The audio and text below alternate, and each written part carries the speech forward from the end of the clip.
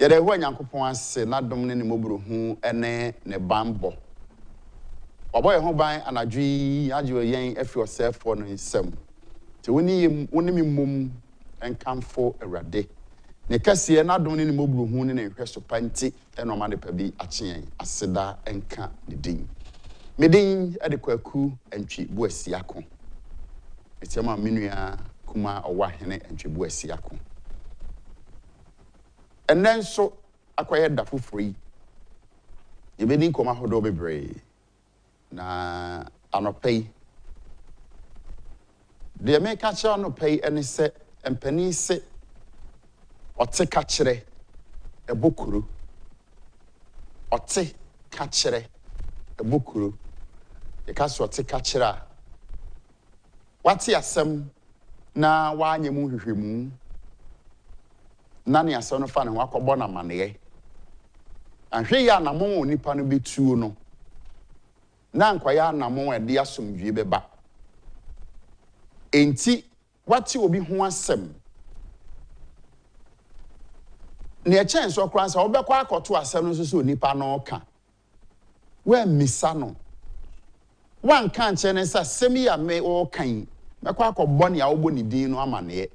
Ni awo ka sem na fa ne mekọ akọbọ na mane ofiri ho anwa no akọbọ ni pa na mane ebi nso anasem no awo ka no ewo senti a wode ka enya sem bia na eti a yebo ni asem no fa ne ho amane anhwe yi a ode ha waba ebi kura anasem no wo ka firi baabi e na ode abedu baabi a wo ka no enti one thing fiti ase no nti said ya wo koto so no a wakwa akọgba amane empani say ote ka kire ebokuru apart from say onipa no koto so say wo ka asem bi a obopode akokum ni asem no fa ne ho no eno hwe ni yi na eposei no nipa somasi na obofa wo ho apart from that abusua bebre ntamu atete aware bebre agu enipa bi agya ya sorry enipa bi atwe won ho afi empuntu odwumade bi ye koso mu ni nyina ne se wate asem bi enti wen se nam wo so edo hawaba enya asem bi a na wote a ye koba amane asem a ye mfa nsoma wo enkoka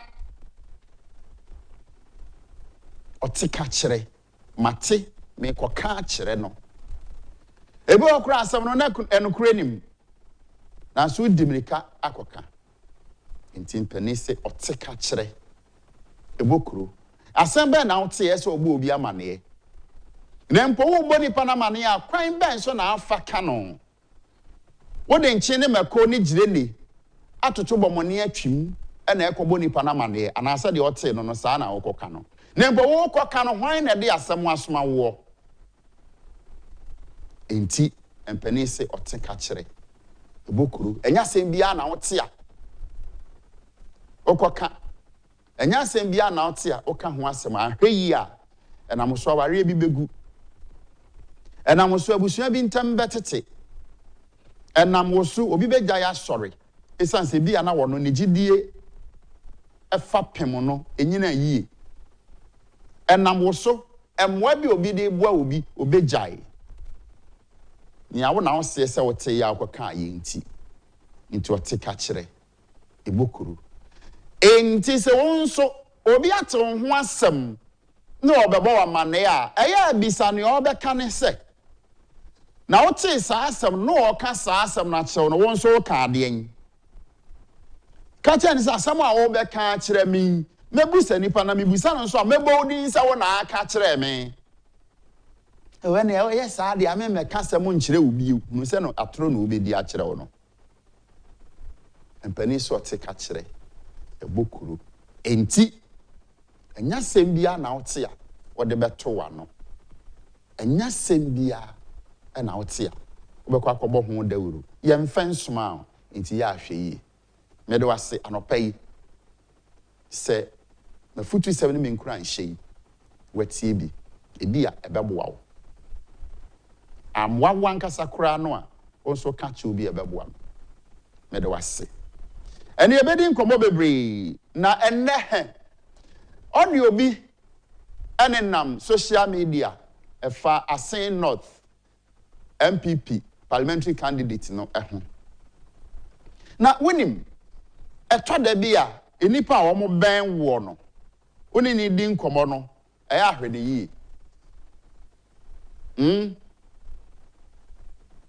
ora chasopoku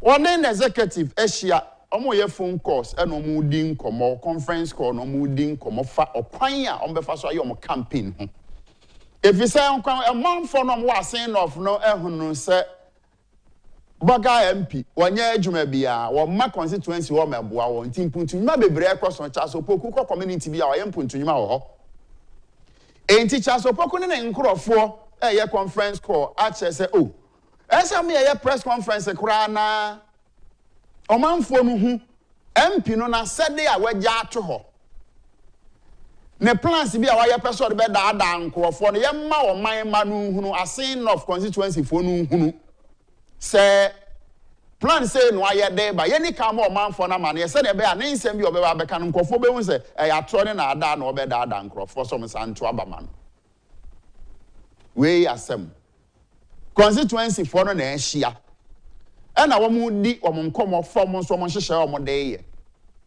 omo ye sebe ya papa yi ori Agyachi kwesin same da Asen North fufuo biem na won kwotena ba bia wo nya mpuntunwuma be ma o manfo no na omo ankasa ye omo conference call omo wieye no omo nkrofo no bi atam de akoma ya anum yi e ma omo de abeto social media say ori Chasopoku na nsem o ka even according to Chasopoku story ne voice no has been doctored enti ye di ye ho nkomo na da bi o nkomo no kra no na Chasopoku ne nkrofo no di no enye no kre ori Agyachi kwesin so say there be a court no nam enti mpuntu nyuma ben na ekoso wo ho enti ono ori Agyachi kwesin ye nhyehyeye bi so de beba be daada nkofo na Chasopoku no mate MPP parliamentary candidate no one ne nkofo na omo enso fa plan say there bi nya press conference ne ye nka ne ekoso nche wo manfo no na ye mfantum hunu se de ye MP peso ye ni fi so manfo na nkasa paaba e wa MP no ho se wo moa wo bibia mu hokra wo ma ho wanya hweye ma won ye sa na tie de a ye nso ye mfa ye plan na ye mfantum ye nya press conference mfantum no manfo no nyine hunu ne ye koso we ba ne be ne wo nti oni pada se ne nya bere e de abeto social media e ma enam ho se wo mo plan ne ene ma bone de tie Agyachi kwesin ne ade we asem be no mo ka wo mu ye plan e de be campaign ye mankofo no ho de MP no eye ene na ada akwan a wode omanfo no nam so a we asem sheda koye ho funi e de Chasopoku ene ori Agyachi kwesin picture na ato ho I mean we ye cheap politics atwam enti woni pakun a o wa Chasopoku campaign team no mu a oye wa dwen se woni kopesika anade koye den de a ende am fly anya adwuma on hyehye na ayekwa enti MPP fo am wa Asen North we moti am monto ntwene enya asem bia amobedi ache se ya no mo ye NDC fo begu Asen North ho beke kensem tumfutogu nkrofo enom santo abama ori Agyachi kwesin enei ohun kotoku anu mfa kora enhyemu a enemo ana mo ho no ti Asen North fo mo mani na ho tape bi ni audio na mo tetete no ya twetwa bia keka bia si eni ne ade na NDC Asen North NDC no ensem bi nso a mo ankasa munipa baako ekaye efa mo MP no ho no eno matia na de mi bisa ne se ensem bia munipa Steven Owo ahene Agyapong na opeso constituency chairman ne nsɛm ɔno nso ɛkaeɛ mate ana ɛno de onipa ko yɛ saa audio no de ba abɔnten no de fa Charles Opoku ho no ɛno de mante ana enti wo nipa ko a mudi nkɔmɔ no ne amoka e bia record ya recommend DC for no we nya case enti MPP for mo asen not any asen not for mo ma mo ani na ho ahwe yi a Charles Opoku o ya mpuntunyima ma mo wo ho wo constituency no no ahwe yi a said e mo to aba matukutu eso amoye mo no ahwe yi no a enti sa audio no de mo rubbish kwa mo monto ntwene baabi na we enye case ya twitwa Kencity ani nti monya hwe asen na ofofo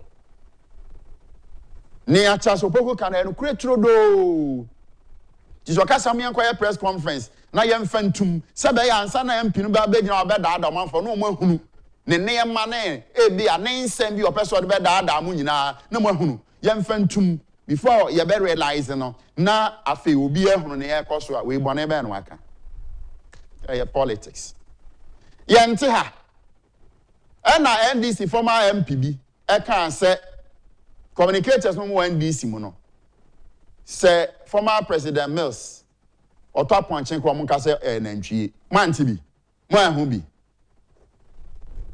ase na ofofo madawo ma mo ani na ho efi se mo ahwe ya ne amoti mu yi mo be se atena mu saa yemfa eno ento ho ene yebedi nkomo ahodo bebre na anopai bibi koso midu zongo junction anopai ya se aye footbridge wo ho nanso enipa ye twam ka kwan no mo eso mo kofro footbridge ne nyina no omo nam from traffic light na se ye hwa de nipa ejina from ho a omo pese omo twam ena anopai ya e traffic light no ase ho hwe na hwe footbridge no so ye nipa nam so footbridge na ho no hwe nipa nam ho ni nipa e twam wo from ho nanso madina fo mo na mo kan nsem asenye footbridge ma mo e me no kwa na mo ya ho demonstration e se ties e wo ka kwan mu nyina enso hwe e fom ho ne obi a e twam e cross footbridge yi obi ase womfo e na no pe ya me be ya eni ye hade enti Ghana foto da bia minim de ya na e pese e kire anope fom ho e no mo mfro na the same Madina haya no enra ne ye ka ho asem ye nhwe ekwan a waya ya ye de atwa kwan nim se be ye nkofo cross no e na abu agu fom yi ebugu fom e kwa ne nan e kwa na awotwe e na da so gu hoyi enra ye ka ho asem kan nti we hwan ya adwuma ye be ma agu ho na scrap dealers no wahu enti we ye gu we ye ne ba be ya ho so no na scrap dealers no matwitwa ne nyina nanso ya ye FM de ase e be frɛ MCE e frɛ no so wo ma o mu akora so ahu ade na atutugu ho yi o e da ko pɛ na tu ye wom ne nyina na mpo se e da ko na tugu ho a o mo twan ma agu ho sei ya na scrap dealers abetwitwa afi ho omo msesa scraps no ba betwitwa he na egu fom ho sei yi ebegu ase obi ehu yi enso aban disika na yoye municipal assembly ni disika na yoye enti se ya to oba ma MPP aban he bola eno nso egu ho we nyina enyo mampani dada John Dramani Mahama na de begu ho enyo mampani akufo-addo na de gu ho enyo Dr. Baomia na de begu ho eye nipa efifiri ye fie mu na de nwura na wa begu ho saa enipa tena we ho nso edidi we ye o ye hwe de anope ya de ekoso minim efi masalachi ho e de ba besi zongo junction ha de minim ne ekoso ho hwe mwansema ne ade hade we ne awaka no wa anwa mama obi ate focus credit no one time am me na me no wasem so ahu ya we enipa na de gu ho Ghana ni ebe ko obi man so akodi ne mra so pepepe nan so ba Ghana ha de mra nya adwuma odi mra so onye yi ye bola a egu ho Kronfimfini say you Madina Kronfimfini say na say ye frɛ wo MC na say wo ma wo muade a na ti out ho no te wo say na ti out ho no wo te ho ye de yi o di office ku na betena enti na da bia me kasa Ablekman not MC owura Bella Kofi Ofori da bia me bo na ba so obekọ ne office empen du nyame ya adom a obeto no ba ko ni nyina ne se o CMC adwuma enye office ne etena enti on de on nam municipality ho ena o hwe ne ma ekoso hwe enipa da se ne aye food bridge ama se fro na fatwa ka kwam na ka mo se da bi enipa egu nkwada skum nkwada ne mpanimfo nyina amre wan kokora nyina hwe so akwada ono so kokoro so kwan no wo fam ho enti food bridge na mo ye dede shake atai wo kwan mu no sempani informa ye food bridge mammo no sabi na nyansa be ne wom na de na mo ye na se ne sen ye food bridge wo ho ya na so ya na me mpani info no kwa abrochire hwan na obema city guard akogina ho se ye food bridge so hwe so da se ne mfa fom na amen ye wo tim na fa he abrochi obi eni wo obeye we food bridge wo ho do ye nipa wo didi onom nkwa amen wo ni tim to obekwa akofo food bridge no one cross wo fom ho oh the ekoso wo man mu ye sori ya na ye boy mpani info tiri so we so age so man mpani na be force o say ana wade security fo be gina ho se kofo food bridge no I mean edi na ye pese e che Ghana hai what is wrong with us adi na haye hwe senkwada nketu nyina food bridge wo ho ne ekokrosse ka kwan ewo efom de a yemisa se dede na madina fom ye se ye me food bridge mamo no se be na nyansa ewu ne de ye hwe ni padodo ekotwa ka kwan wo fom obra food bridge na meka se food bridge no so na wo ho no kwan na nam so ni padodo se na nam food bridge no so hey ento mai mu kura ni pe binum ya ya adwensan adan ye beja we nyina ase abo ye mpani foti enwura hwenwura ya boa no agu ho enwura ya boa no agu we ebi kura ya hye ne bottom na chese wa parking wura no woni fie eno a hye ne bottom no ode ato ne kon ho so de fa abobo ya o eno abe yi ato kwan ho twen se hwan na be ba besa mesi kozi so man ni pe wom ye be sesan ya adwene ne aye ye ne ma yiye no oha wo Ghana ha no dodo no aya na create ye se ewie mu aye hye ye de galamsey abubu nnua aton wadidi akoma brofo yi we atutu agu ho ekọ na awotwe MC wa ha ohwe ni nyina ya ka ho asem kwasinense afra fampo wa friend in pani for ba come say there be omo nka ho asem omo nkasa hwe enegu yi ebedi na awotwe mienu be ko ne ni ho biem no mo penso atwitwa akoton de agisika gomboto food bridge na se pe eni we you ye the wait now mem me da say sister Abranya akukọ ekuma abet na say sister Abranya yeah oh yeah adom ne homobro ya na de menam ai na so ho te say nyame adom ye de nyame ase ye de nyame ase light one be na one pe bibia ne we ubetena ma na bo 9:30 ai obey nden radio crowd so betumi abonyom no akodi aba na de oti ya no azoti ya obende sister Brano pe na me kan sembi me nku ahye na futu ni se empani se otika kire ebokuru otika kire ebokuru ni nyina ne se asema ye mfa nsoma awo enkoka okay ewom se kobasa oti so bi ko bi hu asem na ye kobọ na ye wo kwakuku no de ya kobọ na mane no hwe ne hu yi ni mu asema ye mfa nsoma awo me papa ka se bi hye mo se so we be ka so ma te ho asem na nipa we na ka bisa ne say won so mo kan wo ka asen bieu maybe say nipa no a wo so ka me ho asem no mebo ni say o na be ka kire me so ka tell say na me te ho asem me ka bi na hu say asem konkonsa na odi konkonsa e na odi timpani so te ka kire ho yi eboku abana yeah that's true because our bebre agu eye ote ka kire obi agya ya sorry eye ote ka kire say na na wan hwe atade ade ba so na abana nya akoko ekuma na obi ka ho asem ebi nso ba bi abana nya akoko ekuma sha ase ka asem no wan ti ase mfiti ase no na ba bi abe to ye no e na ode yakoka obi ho ambo bi ode bo akro bi wagyae enam ensem bi ayaka e ma na tinti asem a ye mfens ma wo menkoka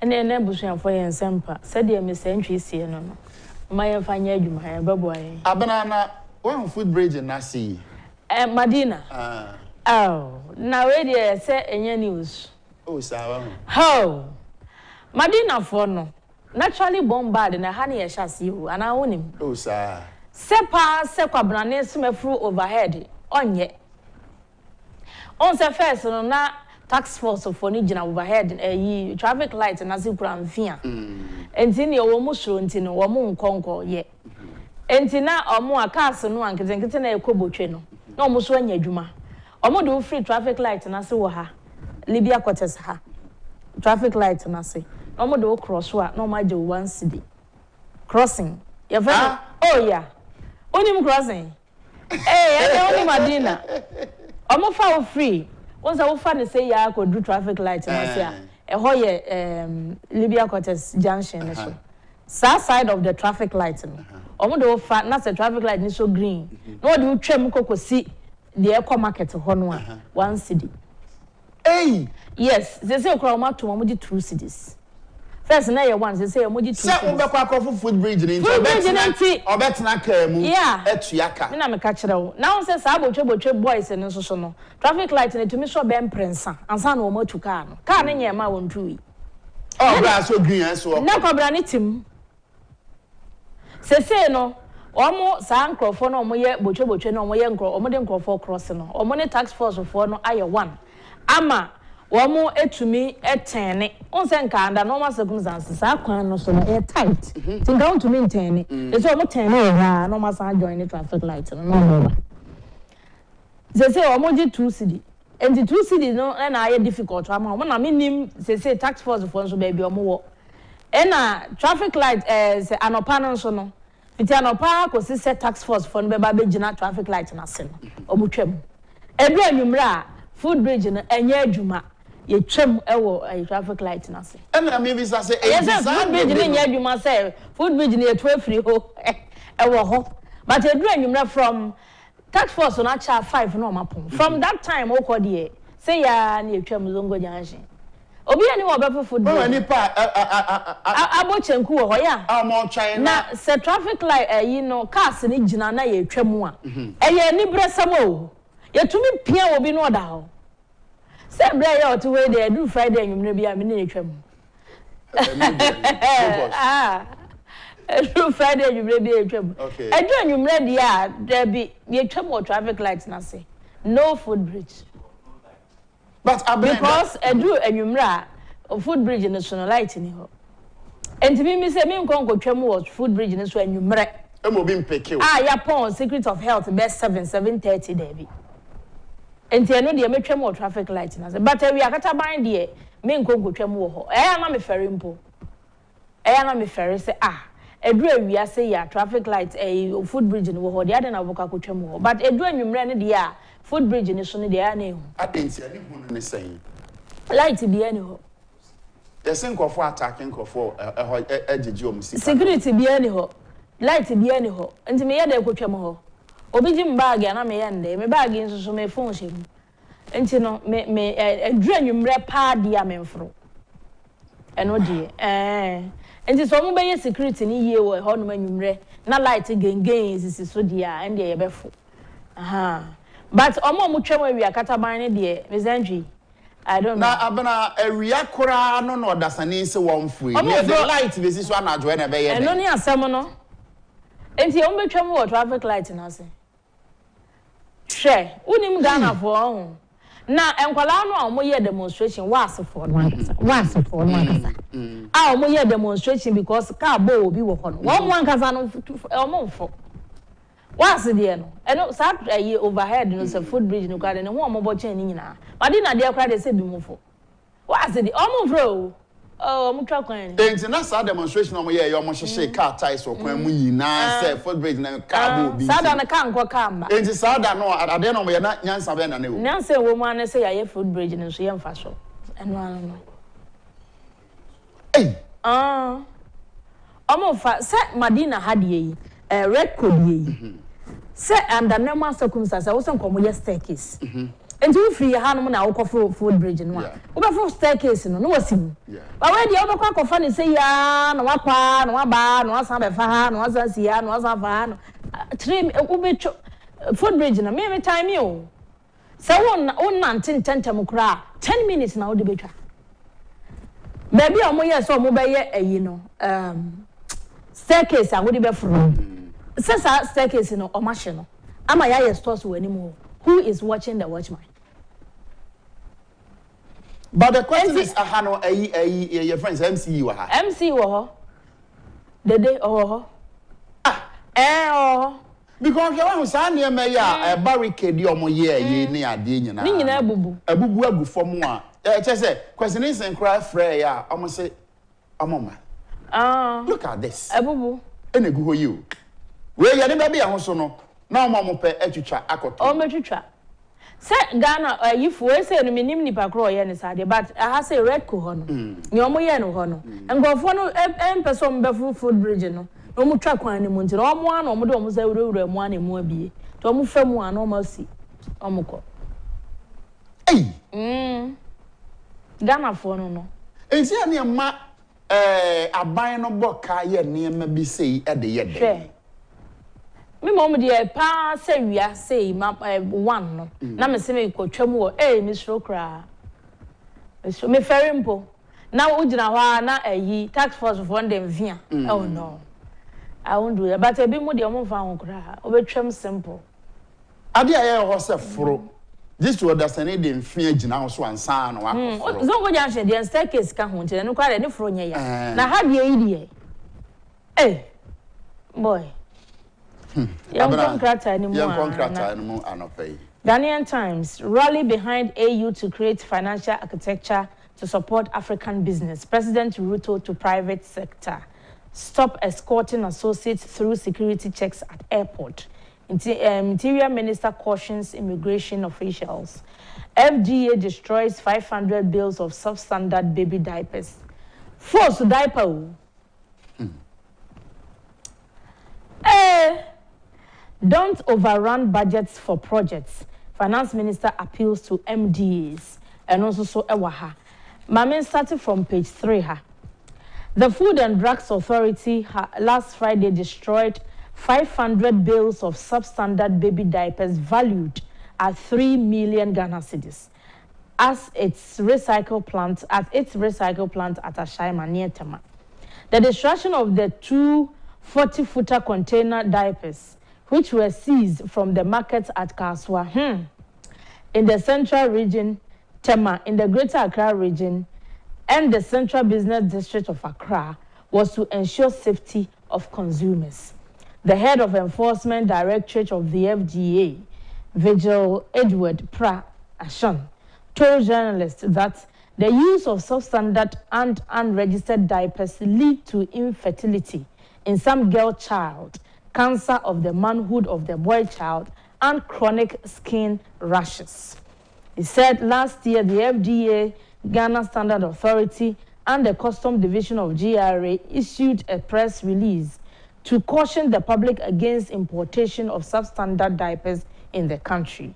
Mr. Prashan stated that business entities dealing in diapers were giving up to December last year to regularize their operations. Yeah. Say uncle for unsa diapers ne bi wo kra mienza 2 cedi. Mienza 2 cedi. Oh yeah. Ebi wo dom. Omo friend force. Minim say minim ne enti omo friend sa. but ebi na yaye ne bail ya eno bi na omo fe ne force because say omo yaye ne bills na omo de ba nti na omo fe ne force diaper ebi kwa ya mienza tusi but wo no a wo to de aba wo ba no sister akwada ne da ache na wo ha na ebia ne se yese enkwada no bebre no ano etumi ema wo mo vaginal infections ne ema boys no so ha wo mo manhood ni ade ema ebinom skin rashes ni ade but eno ana kayo for no muto omoto eno no muto omoto pa market ne wo ho for this diaper idea ye kama no a ewo din no a ye ho advert ne ade wo krom ha ne bo odire nti sa afo no mo nto ba wo no a wo koto sa ade we di aba oba na ante o ha oba na dachi na akwala ne nya yade bi a wo bedwene ho a wo bekasa abayefo na de yade na but wo refi se diaper no a wo de bo akwada no enye papa sa diaper si enye temaport ho no mo de free buy edu ho no Wamu ade kro mo de abasa ye substandard na say but abena me won na akwa no ka so market me won na phobia mo twa bill eton na wo mo no otwa e bi ho ana diaper no e hyemfini enti anhwe yi a se wo behunu no e wo port no ya ba we say de ye diaper ya sheda bill eno ho ana ma bill di aba but every am say FDA for can sa ade we hu asem eno ma kan caution about 1 year, 1.5 years ago. And a lady no Mr. Prano refer to. Say now no year or maka. Says as a diapers we ne Ghana for nye careful because enye papa. Who ha kwala na dachi. Oh, ubedi 1 cedi ni 2 cedi echi na oba dachi asai die. Anti to papa no preko. E ma me no nkra nye napkin na no mo boye. Eno kra no mo si ko. Yeah, person napkin na no mo boye. Ah? Yo, mami nkonsen fufuro mu na President Ruto say oba Ghana no okọ oni business African businessmen bebre so hia na say omo support African Union no na omo businesses no so thrive na Minister of Finance Dr. Mohammed Amin Adam and wa appeal to for chief directors any head of ministries departments and agencies say wa usre wo mu ada projects ahodo ya omo ye ne ho budget na omo stick to the budget eba sa no a yebenya sika de aye ne amafoforo wosere wo mu bebre ade enyi budget mu de wosere wo mu senko mu nyai Minister of Interior Honorable Henry Cote and one immigration for Asia and waka kire wo mu se enkrofo bi a wo mu kita no bone a wo mu de fa airport wo akwa abrochire no eya na most of the time immigration for no mo escort wo mo e wo back page of the Ghanaian Times. Stop escorting associates through security checks at airport. Interior Minister cautions immigration officials. And the sanko from more confidence say no answer mo na mu ade ya ma na escort no oko. Suban bone immigration for ni nyai. Kenya say Achirensura road project no omo kire say by the end of this year no omo wie no so back page of the Ghanaian Times newspaper. Oswafo Francis Asenso Boache na no owobono ene na hafo ne mpotem ho ene okohwe se de Kenya se Achirensura de bedia na Achirensura kwan no esi echo no say ogidie pass by the end of this year no na wo mo awie Abra the Daily Statesman ena mikura wo hai o say CJ Dafia Mako's injunction application was ripe for hearing no ewaha and or say NHIA boss outlines 4-point vision to revolutionize healthcare and no ewaha. NDP advocates inclusive governance policy. Ghana best governed in West Africa, where Economics Governance Index puts nation fifth in Africa. Minister hails professionalism of GIS officers.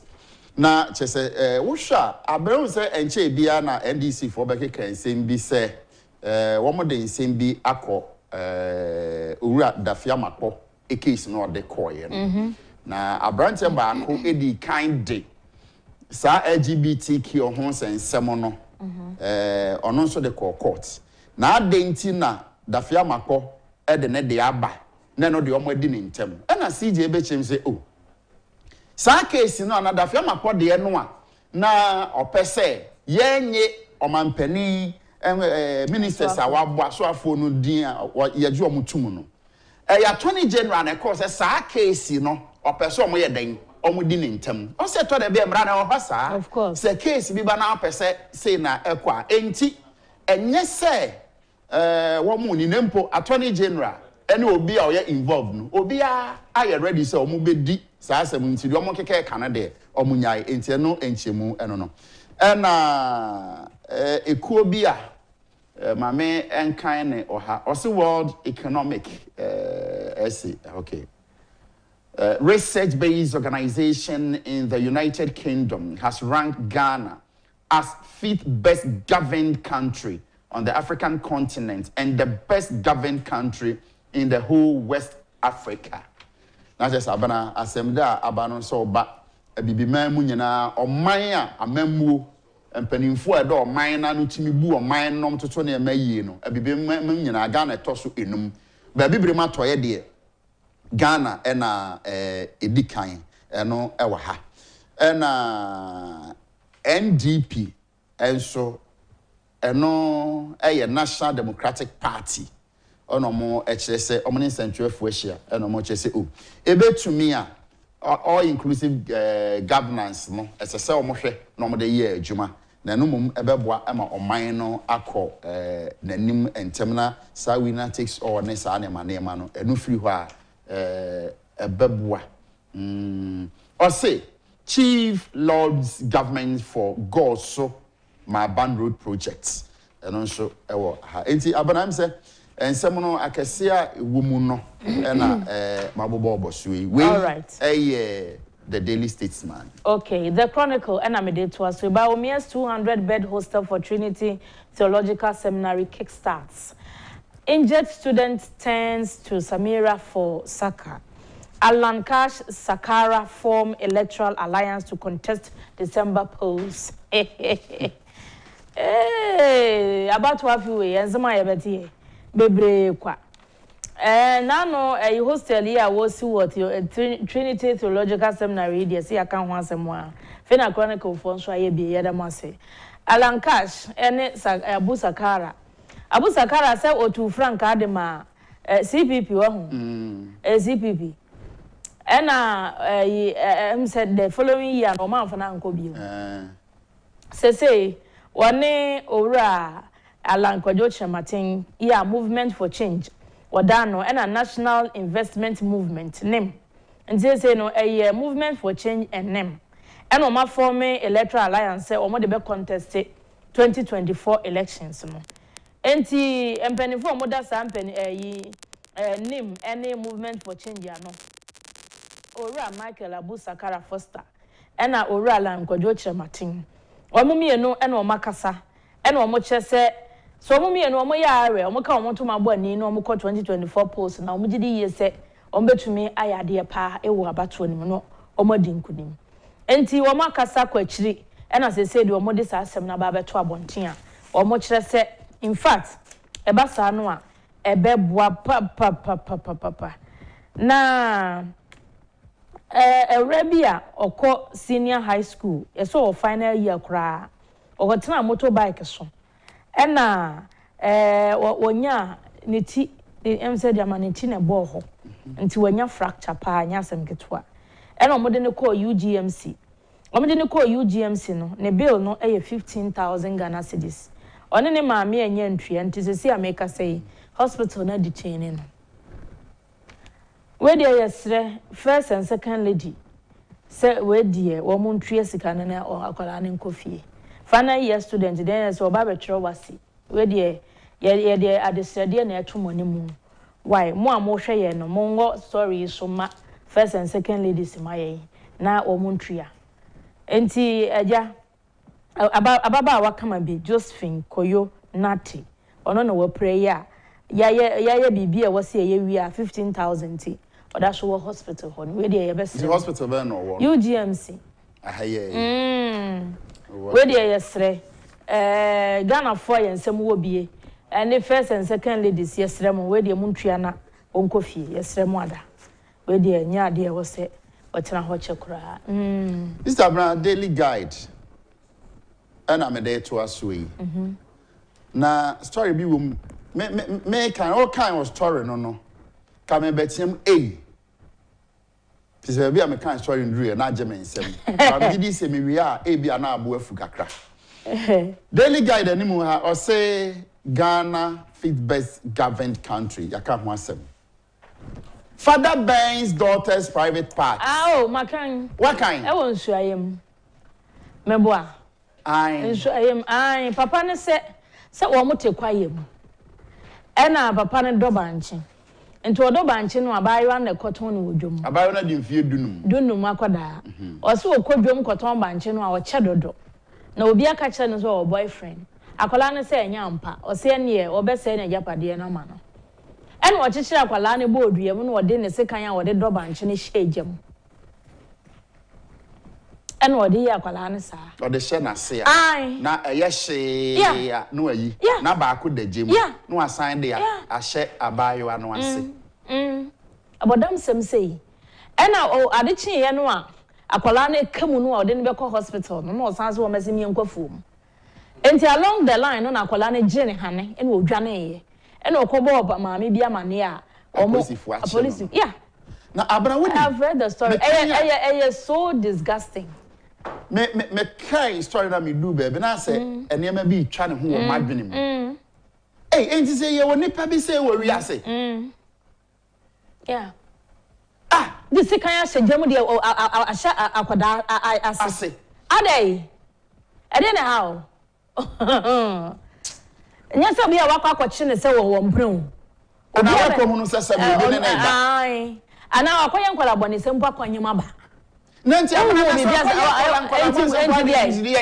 enti dia ebi asem a bi si dani say eto da bi a kwan bi a wofo bi fa so tea wo mma no eno so abana enya bere bi anakoda ye de ntia mu destroy akwala no koda wonim asem we da no na me ka kire wo me first girl no cultural BC and am no be aka be 2 months say onsua de obi sam say na papa exam no na cultural me say me pass na am so no sua de na no na beboa wo wase o papa me say me pass afei opon school ba no o TV ne ade na madwa metimi dum TV no me na kasa akoda enti ase o cultural paper no wie no da na mini ho results no ba na mini ho na wa fra me kwaku you know do obi fon fra me kwaku ana am so odon so de kwa na am say kwa adai ti wani awu magu wani mu ase ana am so agu mani mu ase sei menya 9 once nya na wo ye nyina so wani awu o kan wi ana ka te ko no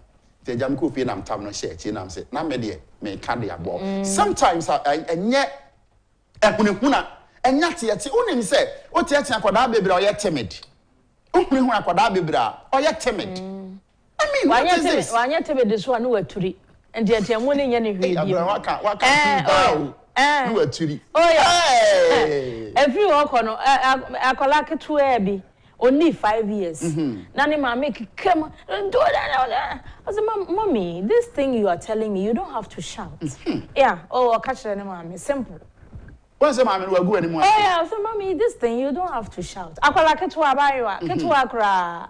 My Mrs. Swan when they watch me. So when I'm say, hey, but and you be na better. Oh, say sometimes you know, na.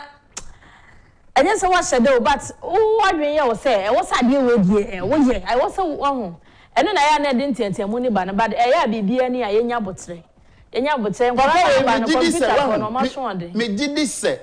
I said that dear to Jimby. No, de no. Come on, chain. How from wuram. Na say na de tokro nim. De tokro beba. O de da bi abre. Ensem huru sa. Anka ya de dade no to Jimby ana ko gya no. Enti edo ya ko no ya hu ba bi ya de ko. Ti ya de fam nche ho ma wa eje hye se ne abayo ne de agi. Se abayo ya de wase no. Wase no. Mini so betimi ya yusu biem da ache de ya. Wase no. So betimi yusu biem de da ache de ya. Se kan hyegem. Enye se kan ba akokora na da se nti wo de hyem na eje che na doa no ayi no de ba akọ na hyem. How can you be so cruel?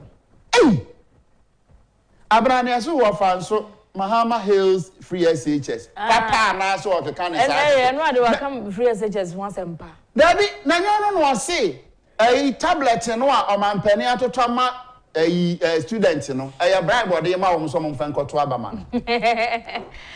Bible kra mo de besua ade enti ye pene sa. Enti papa mesamo. Dabi we de eno ade na okasa wa Wisconsin yi de.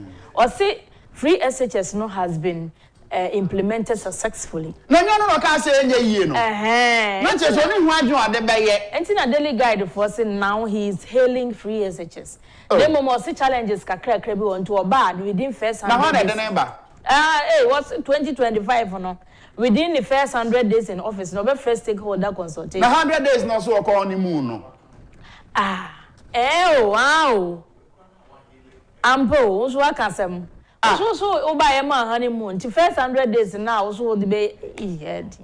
When so no ke kansam na se achechire no. Yeah. Ade wo se enye na mo ye campaign kra mo twa ho nyom ye ho video ni ade enye ye. Bebre. Abren. Obi a emumu a waso ne daye ono anonum kwan obefa so akira se.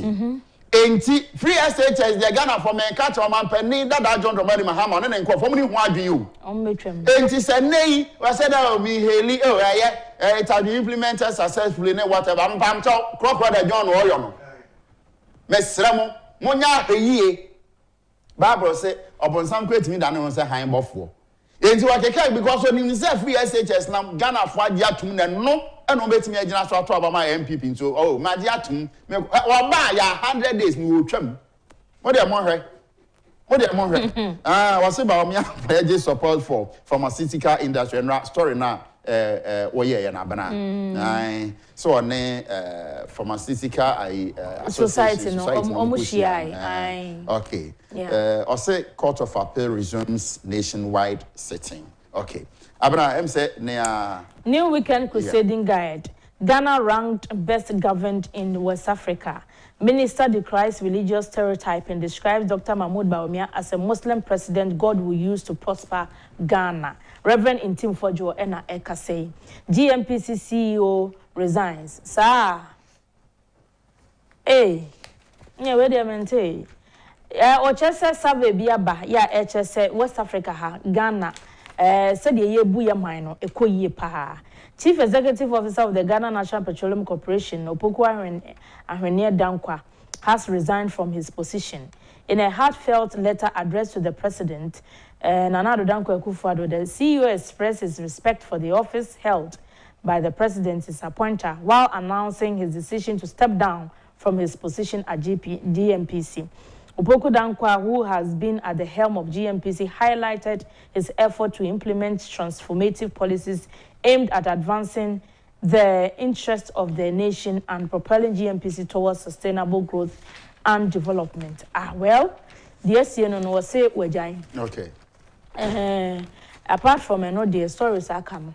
Daily Graphic also prioritize national peace ahead of December 7th push. Minister tells election actors. Dr. Bawumia advocates local capacity building in health sector. Abranza story nenra na make one. Or say autism patients can access disability fund. Wow. Okay. Or say consolidating media leadership. Graphic to raise funds on GMC, MD na Ekano. Ura ato afo graphic omo MD no me former boss no na adwuma pen. Enti we ene ensema kese a graphic ede ba ye na eche ha no se Eastwood Anaba inaugurates center at where you then Damog Tinder. No, I see a sense of what I sword for asphaltic overlay. Nature said the Democrat daily graphic and some can say or the good anymore. Hano, but I could mention them. Come, I mean, I'm be your friend saying, advertising Mobiama, Obia, and see, and no one some day, Unya Pepanubia, na one cassa, what was so a kind. Inti, is that Brian, someone can say a daily graphic at the buy, I don't know. Yes,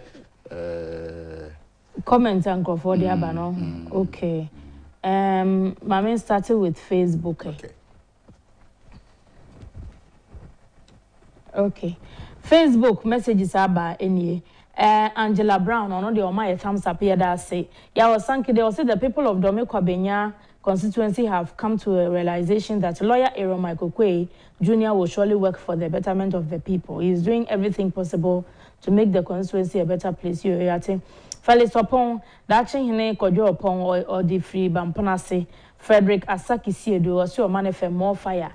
Yada say, opening 80 Kaswa. Also, we are fortunate to have Dr. Bawumia as our incoming president on December 7th.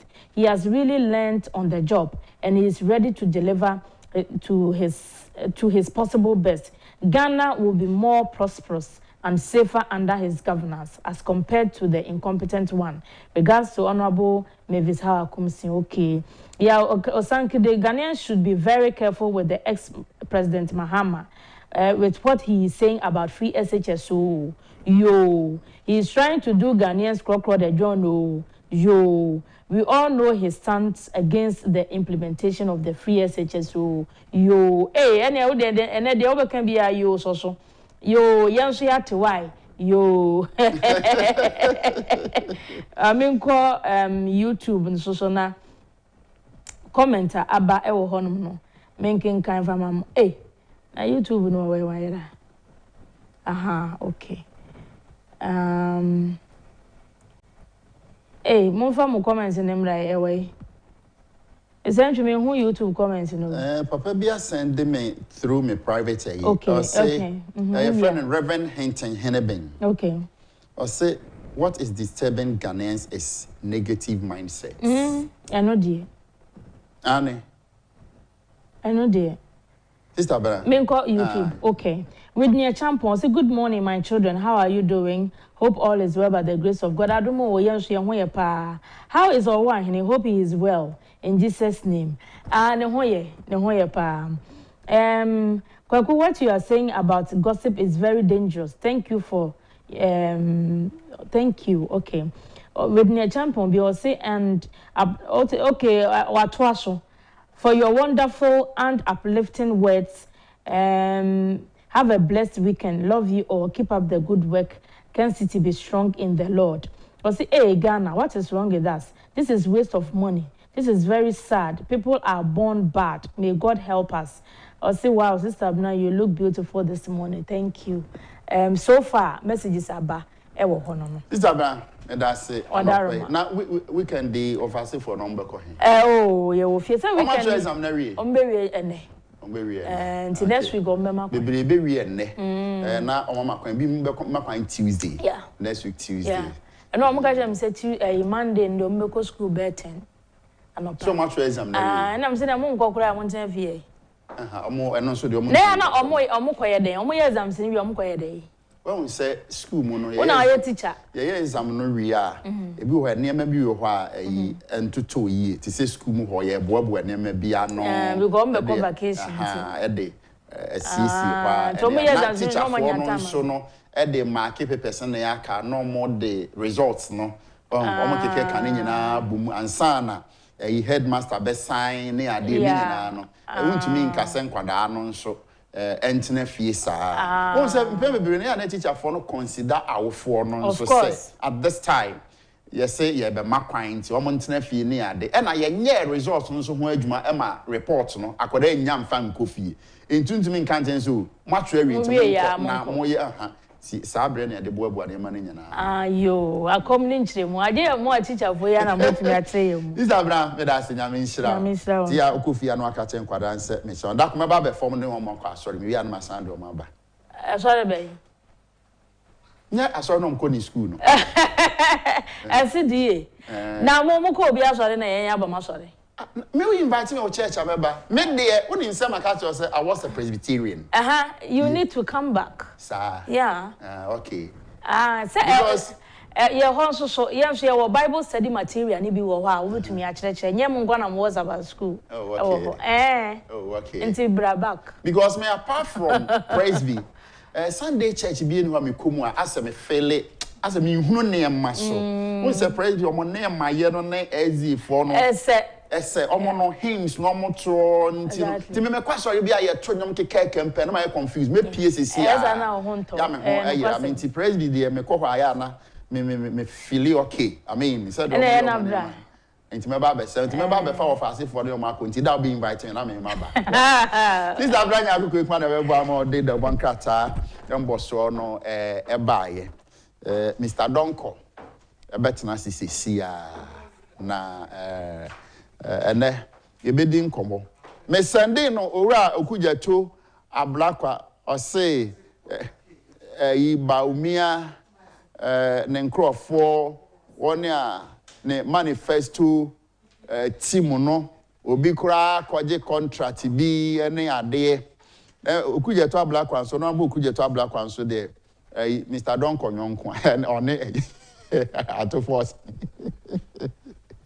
hey edi yebedi nkomo sesi enti mesraw brains you to hwe ompatam hoyi yebetimi akwasafo dwuma de atete gates na yen di fie gum no mu a yensim nya bibia na ya aban enye bibia na ya aban na ese oyemaye enti yenya hwe yi wo de ye bia fi se yempatam ho no nya de a yare ba ho a yempanimfo no na wo ho bechi won bebere yes yebetimi aka se yempanimfo no be ho bechi won because obeboka so bi gane ni yade a aban ho kom se de atie bia no because what the health insurance kra na yedwuma aban ho kom tie nyina ye momoden se yebetumi yempatam wo gatamu atwokine ya na etu mura no gumu ti yensim na yenso enya ho adwuma Mr. Christian Donkor auditor papa auditor wanye bribe auditor etimi disike good bag bottom kura man say pa chaw ye hu sem from so ye na man but je natural ne papa mayen wase me aha ene omoboa agin Mr. Christian Donkor kwa no timi yesa na mayen Mr. Donkor akwaba na ho ye de nyame adom o sister no down for mo te say Monica o be show the ding yeah that I no me for fast back we na esi amo se me nchia okase ma on pa no pay na me di nchia okase ma honorable ken and I understand yes for I'm supporting everything or down for so ye di nchia okase ma on most of them so am ba say ya for nchia okase ma owo ahine enipa no almost sisi amu ane but yeah but am yesu am ka say oh and na de owo ahine o ye na me say ba ko entwubo ya uza abu chia pa if you just for so Mr. Ochiri okay do for so chia pa na jabi okumase en friend Jedu NHIS covers over 95% of disease conditions in Ghana. Access to healthcare just got easier. Now let me sign up quickly. Miss Seth, I'm starting work next month. Sika, who know they like money? Are you ready to win cash every day? With Sika Fee, you stand the chance of winning lots of amazing cash prizes simply by watching and listening to all Kencity Media channels, Net2 TV, Oman FM, Ash FM, and NAP Radio. Yes, it is that simple. To take part in this giveaway, dial *274*3# only on MTN and choose any of our stations and follow the prompt. We are rewarding you for being a loyal listener. When you watch and listen to Sika Fee on our programs, you have the potential to win huge cash rewards. Sika Fee, oh yeah, now who know they like money? This promo is regulated by the National Lottery Authority on the Caritas Lottery platform. Terms and conditions apply.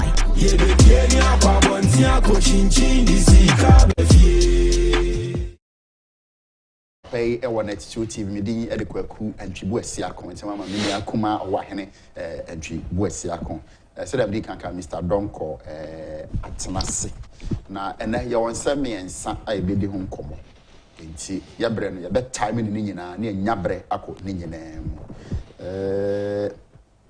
ye hwe ni say ye starting NPP leads in positive social media comments Imani. Imani Africa. And this same way by then about people I was shocked. Into Hannah Bisa said, ah, Sastor Ramode Bana Ura Franklin Kuju, Uhumbi. Ana Omuko Khan, Omu meeting me no Khan, yeah, oh, bro, now Ura Franklin Kuju. Anyhow, because and someone papay at Candia Fem people are buying home. Any idea, Mr. Donkor, Yen shall see him free ho. Imani Ghana. Imani. Well, I think may a monitor baby a porter almost how much you feel. I think apparently Joy FM porter been a much fee. I'm here survey. I think I may a cast money Joy from there saying they work in unionism. And once they've seen the it is a credible almost sorry, and then they are research. And what the Imani you've realized more than say the negative perception about MPP in terms of social media it has dropped down significantly. As a matter of fact, they even put percentages on this that it has dropped by 10.71. Yes. Okay. Let me be too distant with the percentages and then give it to you. They are here. Okay, so MPP perception dropped by 13%. 13%. That is from early part of last year. It was 30.7%, and now it dropped to 17.85%. 17 into about 13% dropped. Significant. I'm saying just is very significant. So what I say. And NDC they are dropped by 3.22%. And when it comes to social media, negativity associated with the two parties, MPP they are perform until now people give positive comment about MPP than NDC. Okay. So that is the bottom line. Let me contribute to very good. Indeed, I was reading the Imani statement, having we are big when it comes to civil society groups. Yeah. And I was expecting, say, you do a little bit of deep down and give the public the reasons why it has dropped. But you see, you say, when the truth start unfolding, I've seen it. Ubo say it put you a certain Ubo say no. What I say why you confused? Now you are telling me that the social media comment, negative comment about MPP, it has dropped significantly. And because the man say, "Sure, the reason you are saying now, I'm one or two reasons. Now it's funny, but after that, I will tell them the reasons why I drop, and they will listen. Not just say money for no one can say no. Yes, I want some more medical cafe. That is it. I'm on team a cancer and probably we know how much I'm some cancer, but that's say no one can say MPP or here for better. Me a discredit you almost say yes, and I never can say a failure. Yes. And then could do say what I say vice president. And this is your company from Mama. Baumia, yes. Meanwhile, these people, what they said, even for free SHS, Frankie Kudo, and on Gabi, Dubai, I will say, supermarket, no, just shopping money. So I say, because the negative propaganda couldn't sell. And I'll tell them the reasons. Really, look, the one of the reasons that they give, I'm saying, the public negative sentiment has dropped significantly, purely because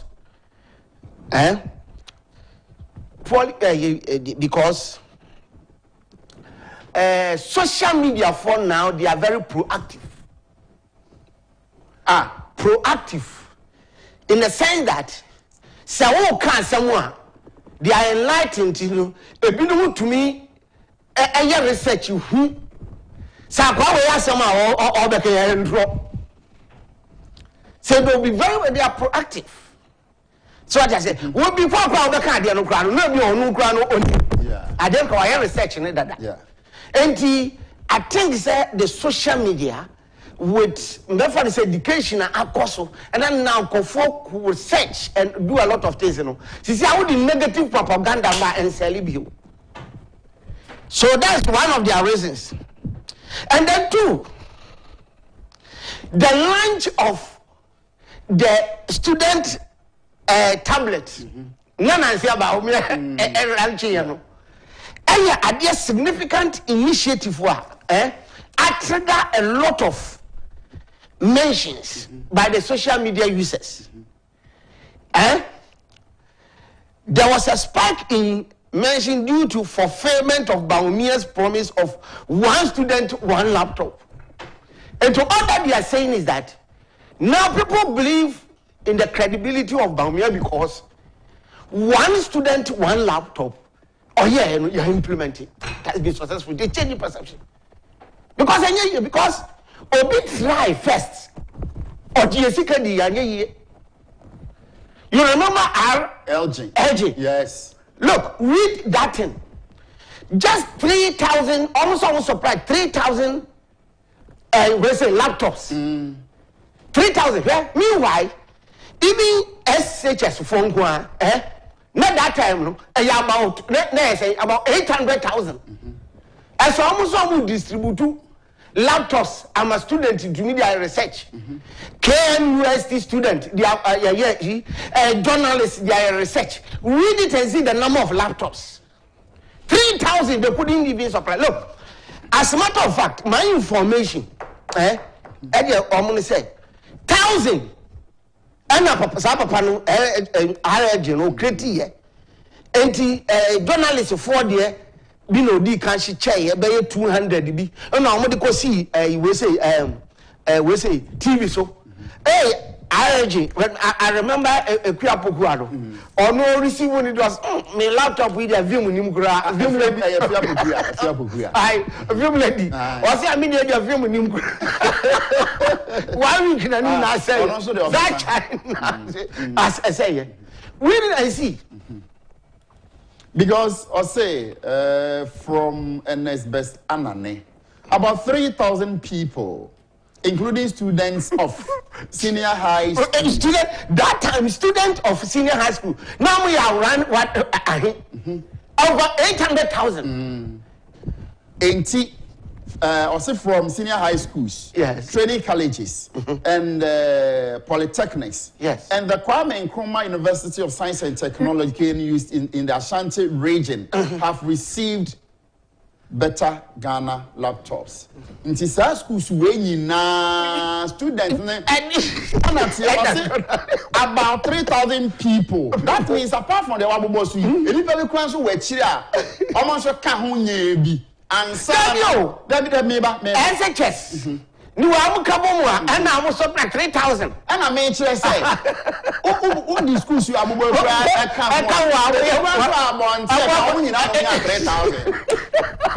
at this. Look at this story.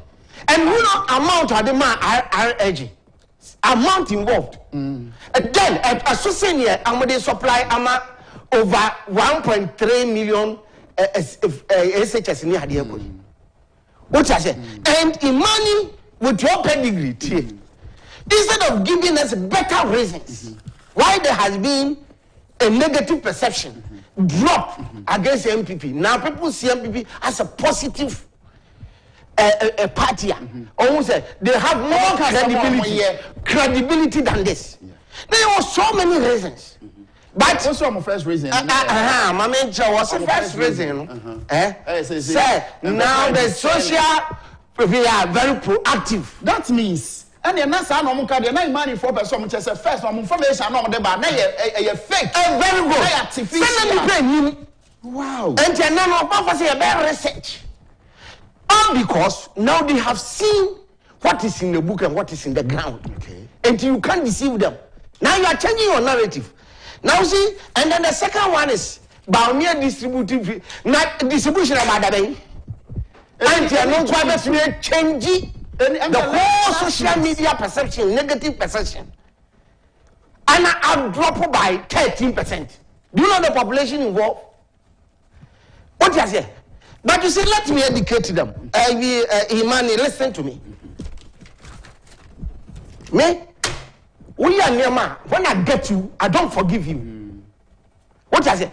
Because Kofi Bantil, Frank Kukuto, and that Professor Bopping, or say another two propaganda for the opposition. Not your two boom, or in the name of Imani, be associate. Imani, this vice, and all this. You did this against MPP. Some of us, yeah, you can't be defending another for me. Yes. Even and and was a narrative in the yes, and because I knew what the man was offering us. Yes. You can't convince me as an auditor. What I have seen in books, you can't convince me anyway. I'm saying that Mother Ghana, who will hear from akufo-addo, as is a Mother Ghana and to I'm telling you. So if we make a mistake, Agyapong now go into reverse gear. Right? Emani, listen to me. One thing that has changed the perception from negative into positive about MPP is one. Artificial creation of issues. Artificial. Idea ni ho. No, I want that sad. I want to show for my mentor be lectures. Be lectures. Be CSOs. Opinion leaders. Now, I that from. But I couldn't say in our time. I want to be cautious. No more going to be negative as a no, can't try to near the news. So I say, idea when you critic just to insult in another.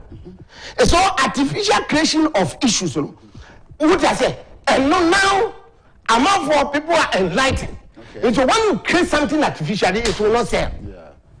Because they have seen on the ground. Now, what artificial issues? Professor Buffy. When a professor of your stature, who to me the junk as a Ghana is about to crash into thin air, you put this statement, Jonathan will take it and interview, and then it will crash very soon after and then a papa will promise and come for economy. Now, inflation has dropped from all time where we are. Where is the crash? Tell me, Professor Bobby, where is the crash? What I say? And you're supposed to know better. In finance, you have led something. What I say? Are you supposed to know better?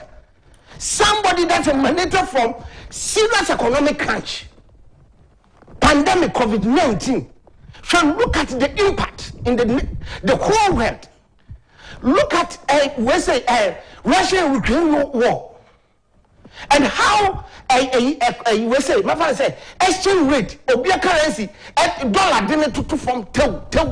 Only that dollar got to a point over £2. Yeah. And some until things got to a normal stage. And some pounds near the again on strength. What I say? Yes, so this but the impact, Africa countries and they much massive. But probably 10 things around small. Then you are a professor that's supposed to know better. You are putting because of negative, because for some of us, I say no contribution, no job. Until your contribution is to downgrade Ghana, it will crash very soon. How? And then I ask him, how is it going to crash? Because salaries are buying Ochia. Ochia said, what can I say? Who are in Ochia? Projects cost. Where cost? Until a day where the economy are crashing. Until what kind of propaganda and selling. Now people have seen it too. John Tenapo. Negative perceptions. Even do so kakreya by as a man. Oh, no, Yesika. About way will crash into a very now the recognition of the court do so about cut down this year. Now I'm on for parking. I media station will see them. Oh, challenge me in a cinema TV trips. I will be no apart and no one will discuss it. now you stable into one judge in Apo. That negative creation of issue now creating. I was say, now when you say any entirely stable, at least areas you are stable, and that's give credence to the fact that they said the meters near there be or fault near there. Yes, because areas be is so consistent. Near my area at all this year, me a call for the area some hours, then it comes back. It's far better. Those times you were in power, John Jinapa, you were a deputy minister of energy that time. Champion, a people created different homes. Because of Hana Yinikawa, I'm a research. The student to me fiscal wakobo train wakadana that because I saw when you research. 3 solid years, what were my power? One way, clean. So you see, so artificial creation of it just to downgrade. And but you see, now you see just say near the adeno. Once and I bound to know mercy. Who will believe you? Oh, John, I'm asking you. And there are a number of them. So many issues are raising. And me, my catch was say, Obia me, on room be paying me, no. I don't have a problem with that. But Obia, one room be paying, now me what you are capable of doing to me. What do I say? Because to me, I'll be convincing me in any way. What do I say? Now, PURC. Me about where Casa board come good yes. After time table, then how are you going to issue? Politics and job moment. You are part of the East Engineer Air Partnership. Did you look at the reasons why I tell you yes, you know? Oh, for timetable, not the banner so issue. Even timetable, not the talk like attitude. One should you grandpa. And they have a topic, yeah, relax. Now, Ghana for safety, pull them to solve it. Now, I found yeah, the one what is that? Now, where are you? Why are you PURC? Negative artificial creation. Because you the timetable, I say, yeah. These are some of the things, but it's changing. What is it? Maybe I have a capiano. Now, immediate, so these are some of the reasons why it's changing. Now another character, Clemental Park. Artificial creation of what is not there to be there. Free SHS, Clemental Park. Almost said that they are no man, so on downgrading free SHS. Or to me, Sumayakamba. To me, said that cross school, you are fan colony, the Abbey Jantain. Now, one more queen mattress, the Abbey Bonting. Someone can say, so goes you, and I buy free SHS near the hair. I come out, let me ask you. That time now, your trophies, and I'm telling you, that the question was crying mattress in Crabin Lasso. I'm all for that, Yasso. Now they want to be so close you. What if a bit a dia or Bako has been not Hunamunia? Obi or the mattress or not the banana from. Bad in Crabin or the Bias from. I hope you are getting me. You are passing through all this. Every step on the way, creating negative. Now, social media for a minimum, a year of suffer. Near the review, I pay on no news fire. I have read say, BBB, a lawyer or hosty, or no Solano Dickon, Japan. Your friend say, your host didn't find anything. No, no, Japan.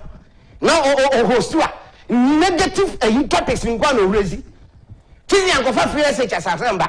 No, I bet you now, may share so Chinano, obey discuss it this way, social media, negative perception, a drop on. Yeah, we are chairman to obey Resiana. Agyapong, you know, artificial, just to pave way for other, so what I say, a Clemental Park. And then I say, I know, school, be of course, and Colacra, you sue a Janai every year, steady way. How now, I lady or call us away in Yanuk. And as we go along, and go for will be enlightened. They will be proactive. She says, someone will say, would the idea be about free SHS one one will say, oh, Yankupon, as a man, I'm a Wisconsin. Or say free SH has been what? Implemented well. However, maybe I mentioned negative, especially negative as you are say double track. Double track is almost over. And then double track again. Because suppose I question that I'm reviewing no I'm obeying. So Udi escafo, show me I can't figure out how you are going to do it. Unless champion, you tell me say, can tell you to identify escafo. Now you are any other way. The only way say escafo that you are contributing say will be account. As account no government. Well, be that. Enti escafo na more executive grab yes level. Kumasi de mudia mundo netuntu na banye bi no fanye and no so ahead not even all the executive motive one mona propaganda not they have not contributed a dime into free SHS. So and you are sitting seeking my brother telling me maybe I may review maybe how are you going to identify the rich people? Only approach will be to my is the women bibi or be select Kumas Kumasi schools in papa no pen gas yes ni adia no no I said that say obet me tua dia oba be ko ho mo dia amam from temu da mo ntam to here mo be judge me right me are very proactive me before on be ho no ma be ho dada. That's the only way school akase no o ane dia be tua na wo dia wo no wa me di na headmasters bi ho ha eya na mo ho ya mesere eya na amo ya na PhD na mo ho ya mesere. One customer you 12 fees no. Shekwan am stop once am you man your fees fee kofo. Abai di we yaba. And ya wo ye distribute ma wa no. Wo dia ne say wo ye disbursement na wo tuaka. Is it not better? Na wo dia na say na obi abegina ho aye. And then kwala no ye mpa school fees na dua to. Enti na wo nya better results no. Enye pasco. Tama ya wo ye na ye use pasco. Eso kokko no abombu. But now, look at our and students who are made to be the best. When they go outside, they excel. Yes, and the result. If you are one on your opponent or the Troy. So what I say. So negative perception are artificially created. Like Crementa Park, the lies of Crementa Park, or your one on the education, no our myself or your BB ranking and all kind of negative in your mind. Now people are proactive. Uka yabeshe say and what is on the ground? Look, John Jinapo, Boffy, Amina, and ye, Swatcha. Now, let me come to the next one. Economic indicators. Only me change perception. Because when you were in power, our growth, you took a growth from 8%. Until COVID, ni idea in the this man will have pretty averagely a positive growth of about 8% until COVID-19, which even in Africa, a few people who are positive economic growth. No matter how small it is, 0.something% is still positive. What you say? Anyway, most of the African negative. That's what I say. Now, with these indicators, now by afraid. One chef before and then this thing. Now, after the pandemic, now things are back to normalcy. What is the growth now? And it's going. I'm not predicting growth. One chef by growth of a union and number.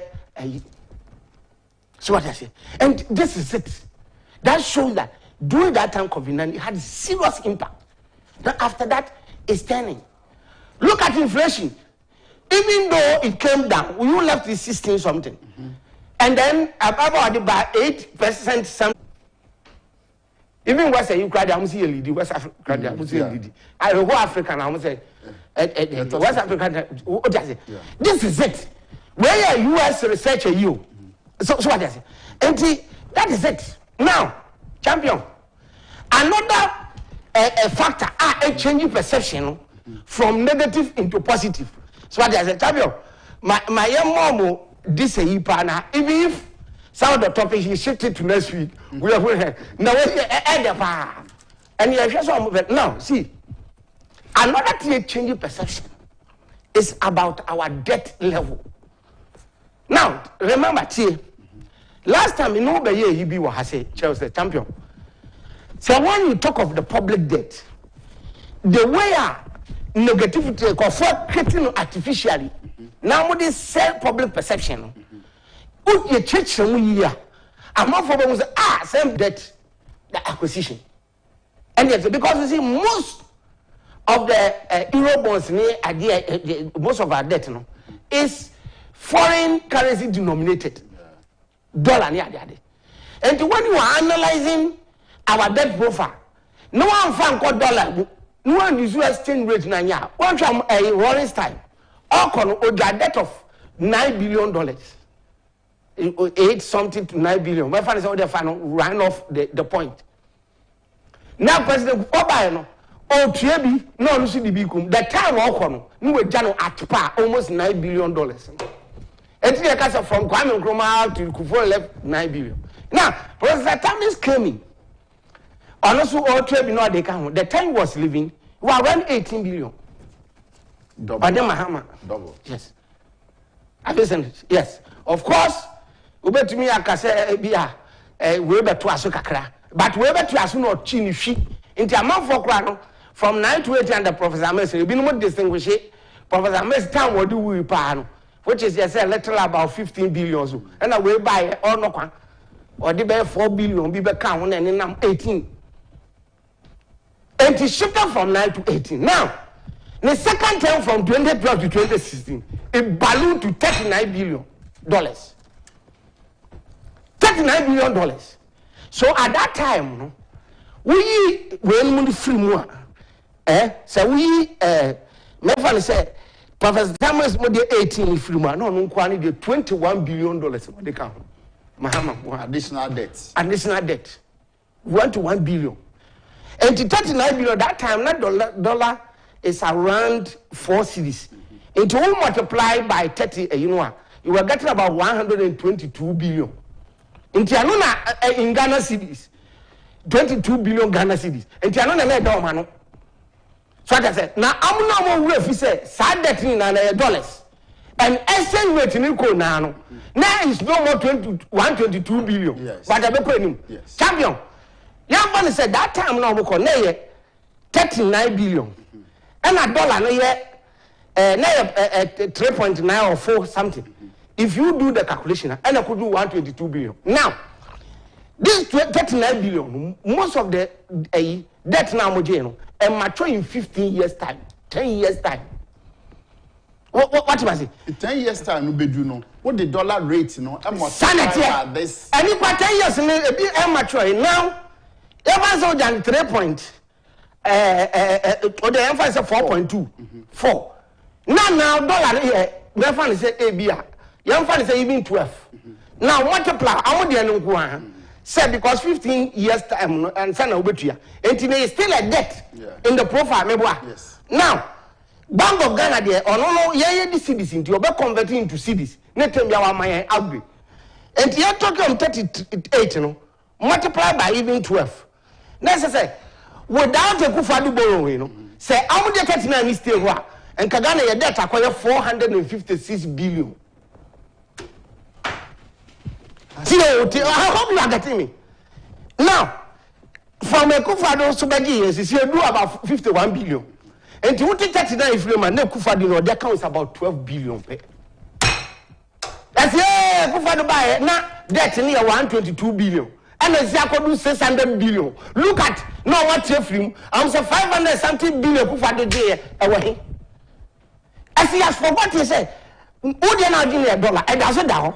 And now exchange rate now. The Bank of Ghana will be converting into CDs at the current rate. Yes. I'm telling you, Akufo-Addo has added with a Juma 8 years. What just said? The man has been very short now. Yet, look at the new America.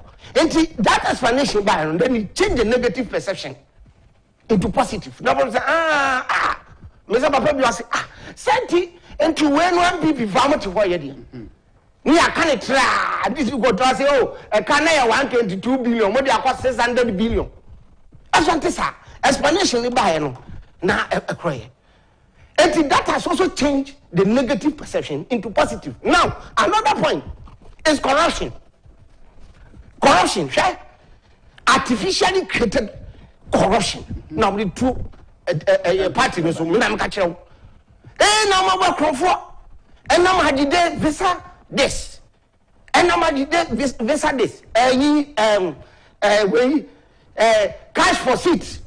Now mo mention na mka say when we are corruption, and then Baku, yes, so call Jubilee House that is a work your way. What I say, and also your corruption. Oh, and then other ones, some mention. But me champion, me may consider Agyapong as relevant corruption. Which President will look at? I will look at it closer to the consolidated fund. To ask myself, say, so as will be Minister of Trade and Industry, conference bi no bi person obada betra president nche nti me bi say won tue sika no betra wa we be say me tax na ebu consolidate what I didn't got anything to do with it and to obaka change corruption media from engineer dey nam ka say when we now are artificially created and one hwe ni here it will get to a point that social media people are very proactive and then amoni age no my first amon good and bad no ukokasa corruption we are when we start here just me before I conclude on corruption I will look at how we direct to where I pay my tax. Okay, consolidated final medium tax review, and let me show you the ones that are corruption. One, look, inflated contracts and consolidated from but CBB are inflated contracts and only a fellow executive stealing. Uncle fat no one chill direct. But obey a contract, no or the price now obey 8. It's a circle interchange. I don't know because the example circle interchange. You paid one interchange for $255 million. Now 3 or 4 years down the line, somebody bill more complex than that one over latest $70 million. What are you talking about? Try the difference. Now, what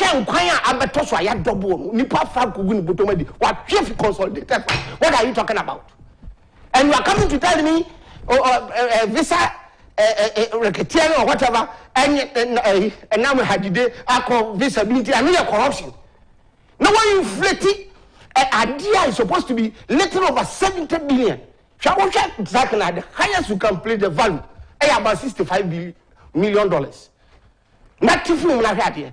Over $180 million they go so you give free if you consolidated fund, and that is how have problem with you too. One will fly over now cash one. $178 million. No boy they say progressing interchange. Go and look at the progressing interchange. And if inflated contracts. Look, what now? You to me andro ni petty in your good bass. Me a GM 39 billion. That is 3.6 and 3.6 million Ghana cedi. All Ghana cedi is what? 36 billion. Consolidated fund. Say you could draw. Post that the Guni party. That time headmaster was begging for chop. What I say? When your friend is a corruption, and yet Obi ever threatened president here say in conformity what has it got to do with me? The explanation came. Look. Another one, second housing project here. Look at what you have done to Ghanaians.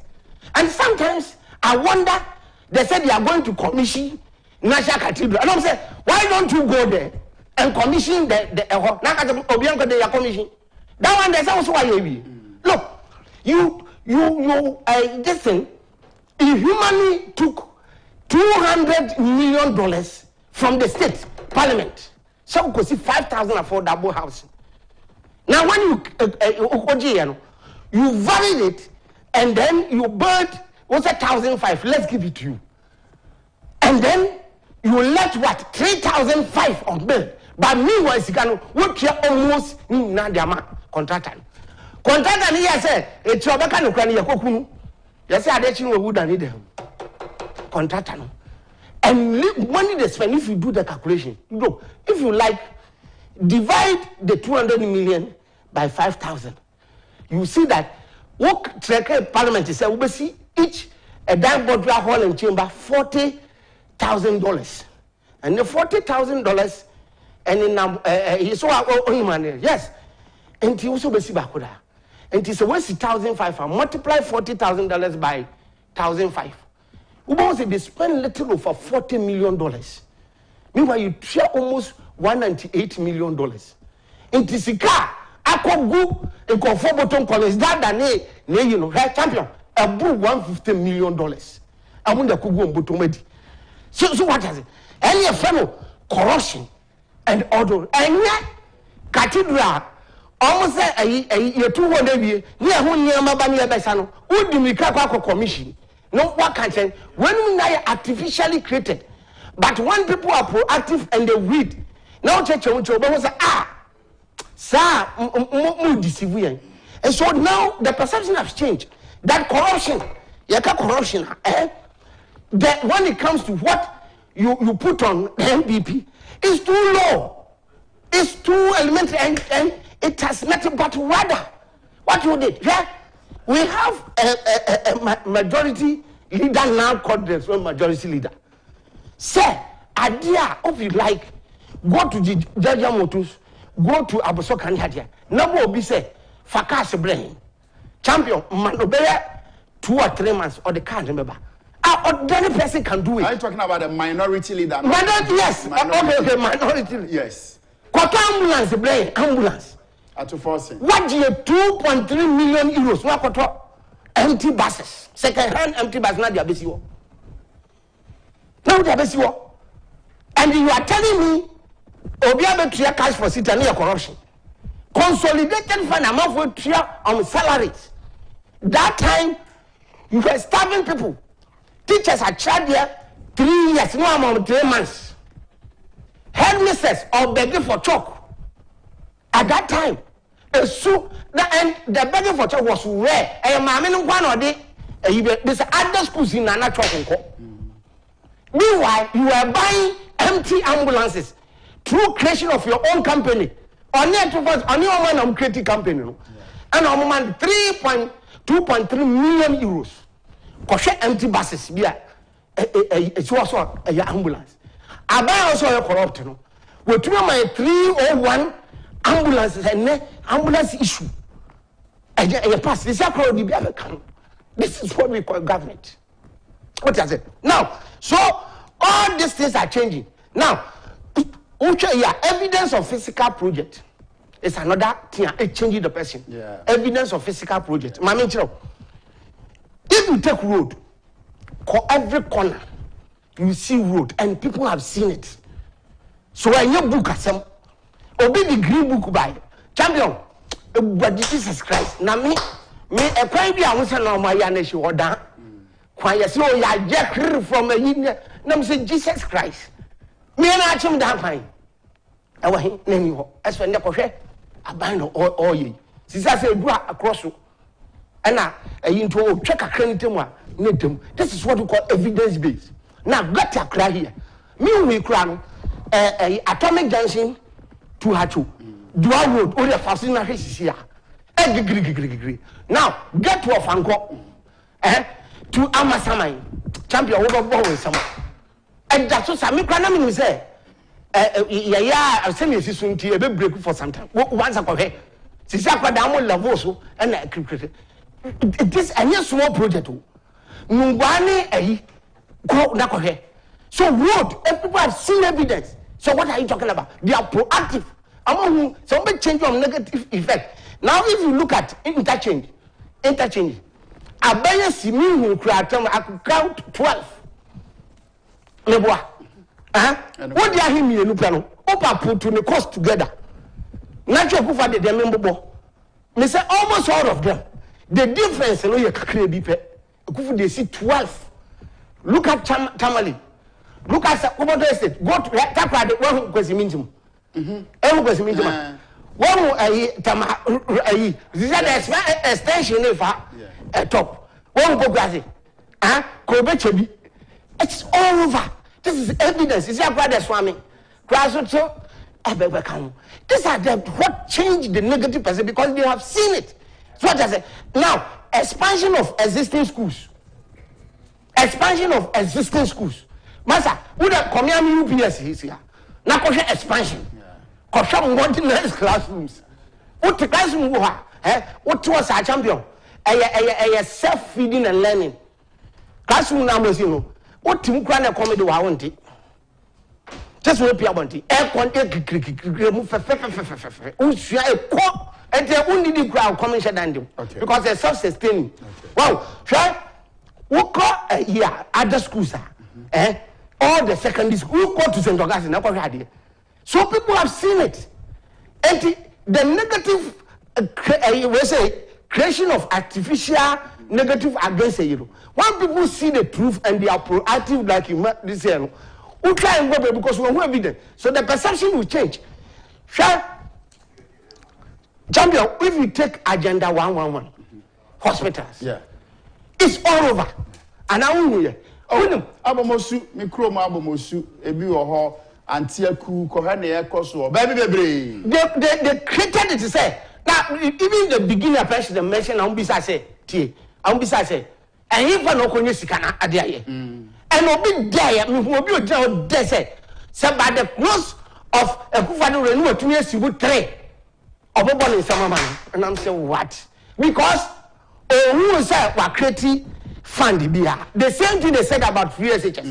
Papa, we need 2007 depending on the pressure.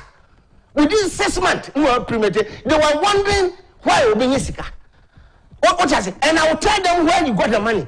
What the money show? Make sure. So what I say? And the same time, the one man. So where is he going to get the money? And I said, look, my friend, would you? You are your best or better guabo. No, only say only friend or so better guabo. No, the what I say. And yet, new fund be a few baby. But later I will show you why he was able to do it. And I click. Initially, I'm like, oh, yeah, land acquisition. Yeah, the abwa. Now, look, tell me, you know, as we speak now, almost 111 million various stages of completion. But that's the first batch, maybe a 60 to 70. By doing, you're being to one. And you are questioning me, and intellectuals that's supposed to know better. We're questioning fund and this and let me show you the fund where you got it. It's because of Bibia. It's not about necessarily bringing new funds. It's the little that you have. You sit down, look, this concept is good because you have brand new hospitals I can see. Mudia ne munuma ni se hospitals I can see. Mo yare mo beko. Enu na mudia hiamu. When say as we speak now, you say Lagos Medical Center. Maami bi ne babo no you say 15,000 waka ho. Yes, about your BM se moto anope. And to wo a church bi sam say wo no ankasa wo yare a e ho betimi dia ba. O maami to bank kakra, how is it going to be for? Agenda 111 is a district base. You give me no benefit.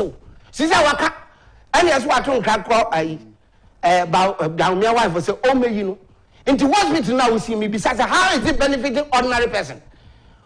What I say? Me was the hospital when you know see. I want the quadrum Bank of Ghana. How many people that bank over to me hospital? Dollars in there, they won't to me. Now, me problem would miss your grandpa because to me. The cost. So, how are you going to benefit the Bank of Ghana? Now, but what will happen is Agenda 111. Look, a subua, ordinary person between us. Ordinary, me say, a fekwa. I'm an ordinary person. You genie, tiatin now, into an ordinary person, benefit. Papa, you didn't go. Mammy John Yesika. It's not about getting new funds. It's not about it. It's the managing the little that is there, right? Who manage a little than manage? It means the one. Every transaction be a be and the akufo-addo. Mamicho with magic and they say he did it at an arm's length price.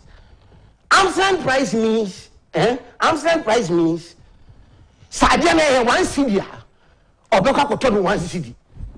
Sadiana 2 CDs or Boka Koto 2 CDs. entino sa over invoice no sa wo hwe na wo destroy no a champion ebeye magic kama ho be brena na nkase se nka wo tugu the common contractors na man for chichedi no champion won't end sa so you conserve a lot. Okay. And the new project you can do so why I'm coming. Yeah. So when you check over inflated because take interchange here why linear circle and then your circle 255 to 70 million from here natural over invoice here that's $180 million. When you agenda one deal with the and the akufo-addo did that until when you see can be their brother agenda. It's not about new funding. Okay. It's how you manage the letter. What do I say? Okay. Share Kaswa flyover 178. Share South flyover no. We say the highest cost should be about $20 million. 178. Free. 20 million. 150 million. You're free. Akufo-addo will not give this one to a contractor to chop free or to better no money more free education. And that is the wonders he's doing. Okay. And not about new funding. So one day we're questioning, no, you are not Mr. Now, Papa, your time until we have about few minutes to go. Now, Bakubu and Pese, Obeka Mwasem Kakra. Or say laptops now. Omanpene Akufo-Addo, and Dr. Baumia, some of them are school for no. Or the mom bright, 7 2024. We have about 7 minutes to go. Well, of course. Now, what do you expect? What do you say? What do you expect? So is it trying to tell us? LJ, they are no more here. And it's not a bribe, no, they are. And I'm just say, see, I don't want to say the negativity associated with free SHS. When they change the narrative, when they change. See, I'm not for say whether Abu in new school, we prefer it this way. Rather than changing now what they ban. And they've realized that free SHS education, baby, where it has gotten to now, one channel now be vegetable theater, one Ghana for, I'm bet shall say, what is good, what is bad. What I say now, the tablet, you know, what is happening? What is happening in the tablet? The concept is there, yes, in Kolano. To hold physical books in the idea, Nini Nano, editing. Say, Collabi or ocean book a bonichia. Champion. Effect crowd and she. So the effect is that Yampa de more a year and to me, mom carry with. In the almost said, syllabus, and somebody be good. Syllabus, no, textbooks, no, at the same time.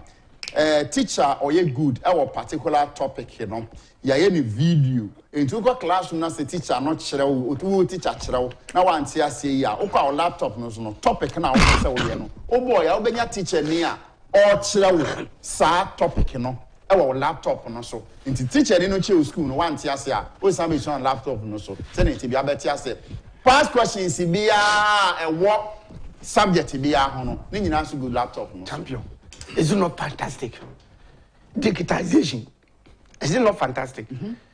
The question is that now the question is that how do we get the necessary mechanism to me abugana concept here who explain fantastic also until you realize they said I bear for the and I buy a tunica higher budget said look free SHS near the na no mami bomb modern na me mpesa de enye na enye se yakofa textbook ni akwase segu echi ni west of about ane ne yawokan undi kwa kofie na wo hwe teacher na nimu a bibia ya obetumi eja nice ana abanye sika no akwakoye ana afi all better chama hey would you find a chip don't buy tablets for free SHS students who can't even spell their names. What are you talking about?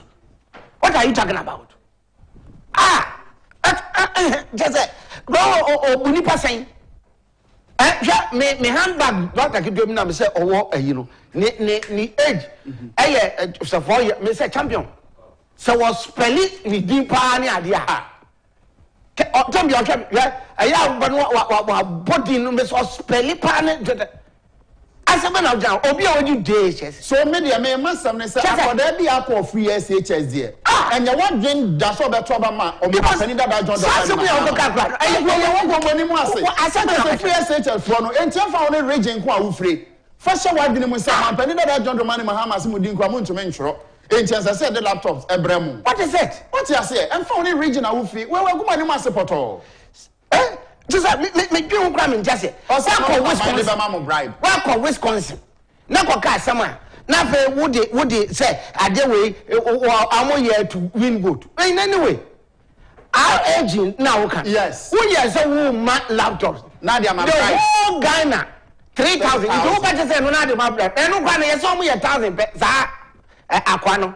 Our agent 1,000. Ano ma teacher for kakra bi no say dey twa wo mo ana journalist for so o ma o twam eno anu na sika no vim o wie the second stage ni ana o ma ne say on gi sika ko dua ko confirm ana no so tam sika ko 35 million Ghana cedi then akwani ge na pa o wie na wunim ebuo bi yes enipa so na e say o mo koye research no wunim ana ya say amu ye buo bi kakra bi we area bi na amu to a confirm amu di gum kra no amu ndu 500 enti amu ye hey adere baba fa ye then amu kwa na amu ko bie bie wo na just amu kwa na hwini wo ya say amu so amu kon kra se we kodivu na pa na kamu da mu kodivu an kamu ntu bra kra because ye sika na ye dey consolidated fund na ke yanchi cho akọ obi krom ene nwia utumi ka chem se e pebrum na ukodua nwia.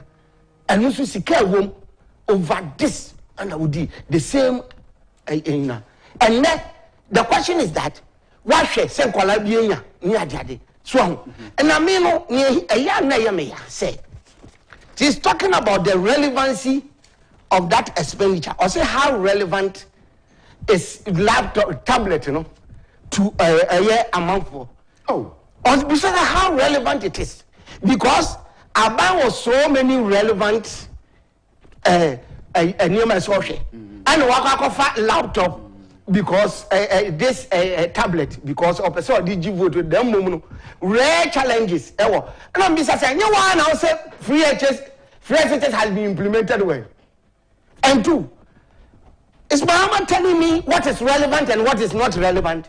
Mami what is irrelevant is a headmistress was asking for chalk, but you use Ghana's money, $110 million at the top 361 land cruisers. Ghana here, 361 land cruisers. And not the Koto. And I don't know how they distributed it.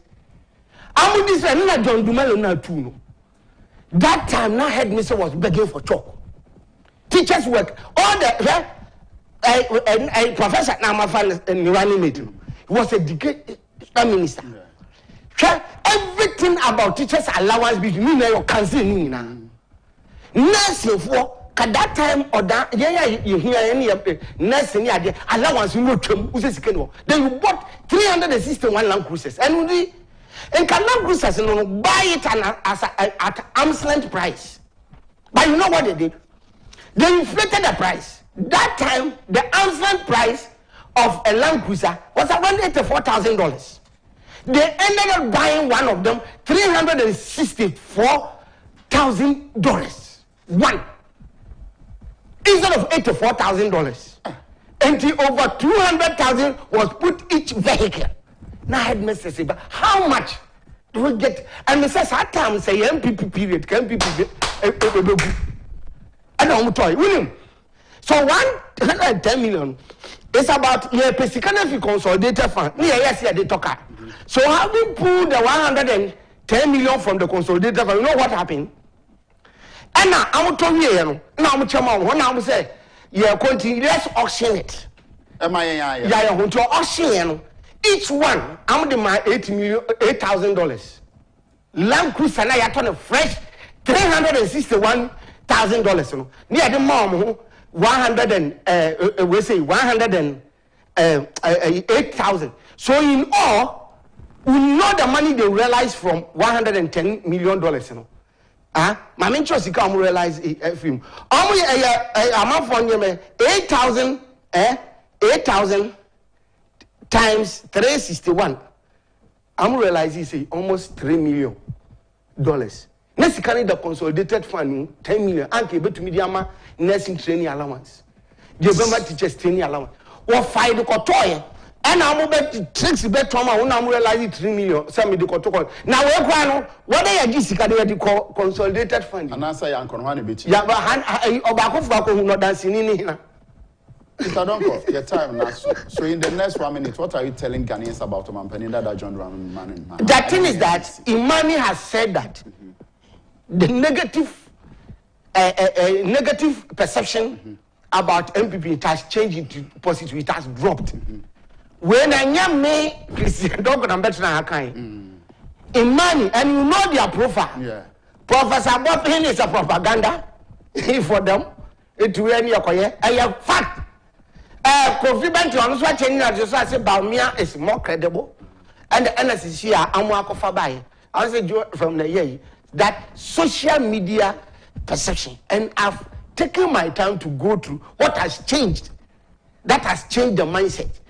And yes, Ramaphosa said, look, in as much as I'm certain position that may not MPP who could have done better as my candidate on Abuga, but then once it has come, the alternative they are bringing, I'm telling you, Mamia war market. Be careful because of free SHS. Yeah? Okay. And Kolano will not forgive you. Okay. So to bring it back for me to classroom, hey, you are permanent. And when they say on my mind, registration fee for Form 3 for Krabaya Fanina. What is it? And they will get better results. Yes. Because their mind is stable. Don't when we say see an phrase SHS. Among 5 years to say or changing the narrative. And I say, oh, it's a good thing. Me ba and I shift, shift, schools will be a year free. Yes. With the exception of few. And by the close of this year, and so what a day are you going to do? Okay. But I say, me know real Christian Donkor na etuche enkomo no. One do nyeba fear that they are when it comes to economics, figures and tro obepa ho obepa ho ntoma sisi a. Enti Mr. Donkor ye da wase. And then so ha and a beba kwan mam de dwumadi ni nyina asimdi di kokontwi buasi akontem ma menu akoma wa hene antwi buasi akon national agenda menu ya mfabo ache ebeto aso ewo ho nti nya sori pe ono na ebeto aso heyie eno ama oboronsama na adawo emo ankoto aba ama omampenda da John Dramani Mahama ahei a odonse be hwe anu aka se mihu yanka nanso mihu yanka de konfa noche we anya anu aduro ma NDC for months from propaganda no me da ma won to aba emenu ho ento Caleb TV nkoto black and white me do ase ihwa yankopon ya adom a ye be san ehia nyame nka ho